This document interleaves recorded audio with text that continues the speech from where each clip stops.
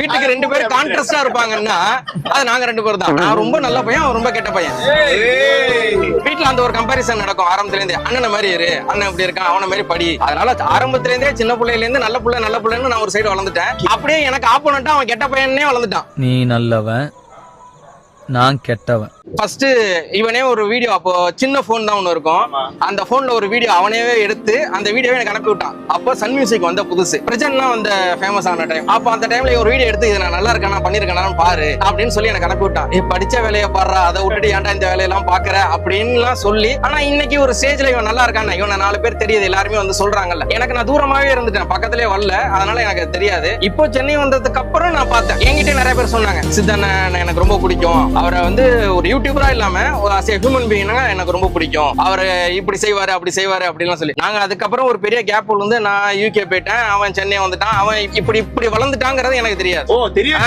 நான் இப்பவுமே போன்ல அவன் ஊர்ல இருந்து பேசும்போது எப்படா இருக்கேன், நல்லா இருக்கேன், நல்லா இருக்கேன்டா, சூட்ல இருக்கேன், சூட்டடா சரி அப்படின்னு விட்டுருவேன். நான் அதுக்கப்புறம் எதுவுமே அதை ஃபாலோ பண்ண மாட்டேன், அவன் என்ன பண்றான் ஏது பண்றான்னு எதுவுமே தெரியாது. அதுக்கப்புறம் நான் திரும்பி இங்க வந்ததுக்கு அப்புறம் நாங்க பேசி ஏதோ ஒண்ணு செய்யலாம், ஏதாவது ஒண்ணு பண்ணலாம்னு சொன்னப்ப நான் ஆக்சுவலா ஹோட்டல் மேனேஜ்மெண்ட் தான் படிச்சேன், ஹியூமன் ரிசோர்ஸ் மேனேஜ்மெண்ட் படிச்சேன். சோ இது ரிலேட்டடா ஏதாவது பண்ணலாம். சரி நீ உனக்கு இது தெரியல, உனக்கு ஹோட்டல் இண்டஸ்ட்ரி தெரியல, ஃபுட் இண்டஸ்ட்ரி தெரியல, நீ இப்படி ஏதாவது பண்ணு அப்படின்னு எனக்கு இனிஷியலா எனக்கு அட்வைஸ் பண்ணது அவன் தான். அதை கொண்டு வந்து நான் ஒரு ஐடியாவே இல்லாம தான் சென்னை வந்தேன். அவன் தான் எனக்கு ஃபுல் சப்போர்ட் பண்ணா, இதை செய்யலாம்டா, இந்த மாதிரி பண்ணலாம்டா, இப்படி பண்ணுவோம்டான்னு ஐடியாவாசா நிறைய எனக்கு அவன் தான் கொடுத்தான். கொடுத்துட்டு கடைசியா கில்பர்ட்னு பேர் வச்சதுமே அவன் தான். இந்த இது வரைக்குமே நம்ம கில்பர்ட் ஒரு சக்சஸ்ஃபுல்லா ரன் பண்ணிட்டு இருக்கோம்னா அது ஒவ்வொரு விஷயத்திலயும் அவன் இருப்பான்.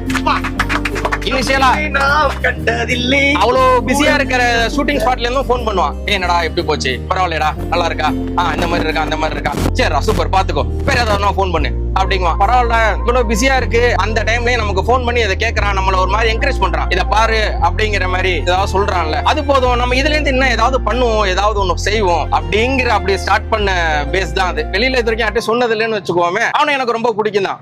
நிறைய திட்டிப்போம், சண்டை போட்டுப்போம், எல்லாம் பேசுவோம். இவன் என் வைஃப்ட லாஸ்ட் நைட் வரைக்கும் சொல்லிட்டு இருந்தேன், அவன் இருக்கான் பாத்துப்பான் விடு, அவன் எல்லாம் செய்வான், அவன் எல்லாம் பண்ணுவான். அந்த ட்ரிப்புக்கு ஆக்சுவலா பிளான்டே கிடையாது, இது வரைக்கும் யாருக்குமே தெரியாது, நான் வரேன்னே தெரியாது,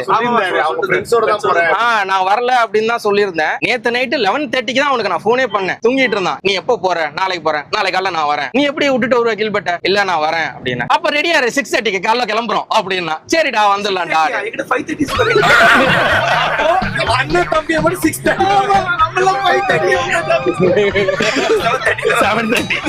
ரொம்ப வருஷத்துக்கு அப்புறம் நாங்க 2 பேரும் தனியா இந்த மாதிரி ஒரு டீம்மேட்ஸோட, ஒரு ஃப்ரெண்ட்ஸாவோ தம்பியாவோ இவ்வளவு பேரோட ஒரு டீம்மேட்ஸோட நாங்க 2 பேரும் தனியா போற ஸ்கூலுக்கு அப்புறம் உள்ள ட்ரிப் இதுதான்.